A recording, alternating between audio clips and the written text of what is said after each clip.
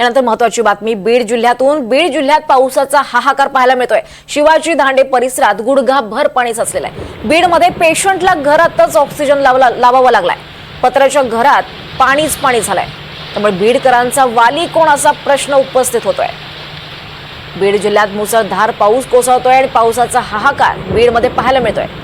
गुडघाभर असं पाणी तिथे साचलेलं आहे. शिवाजी धांडे परिसरातही पाणी साचलेलं आहे. दरम्यान बीडमध्ये या पेशंटला घरातच ऑक्सिजन लावावा लागलाय. त्यामुळे नागरिकांचे अक्षरशः हाल होताना पाहायला मिळत आहेत. पत्र्याच्या घराघरात सुद्धा पाणी झालेलं आहे. नागरिकांच्या घरात पाणी शिरलंय, दुकानांमध्ये पाणी शिरलंय. अक्षरशः शेतींचं सुद्धा नुकसान झालेलं आहे. पावसाचा कहर पाहायला मिळतोय बीड जिल्ह्यात. आणि अशाच परिस्थितीत बीडमध्ये या पेशंटला घरातच ऑक्सिजन लावावा लागलाय.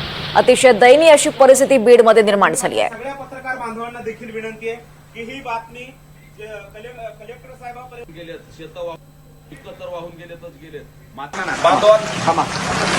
मोठ्याने बोला, थोडं मोठ्याने बोला. माईक देऊ काही करू नये, बोला मोठं. बांधवांनो, मी इकडं शिवाजी धांडे नगरच्या शिवतेज नगर भागात आहे आणि ह्या दोन घरं बघा, सगळ्या घरं पाण्यात आहेत. पाणी यांच्या घरात पार उंबऱ्यापर्यंत गेलंय आणि परिस्थिती अतिशय गंभीर आहे. त्या समोरच्या घरात एक वाघमारे नावाच्या आजी त्या पेशंट आहेत. इकडं सुद्धा हे सगळ्याला सकाळ दूध आलेलं नाही. पाणी यांना बाहेरून आणता येत नाही. नळाचं पाणी बंद आहे आणि रस्त्यावर गुडघ्या एवढं, तांबडा एवढं पाणी. अतिशय भयंकर परिस्थिती.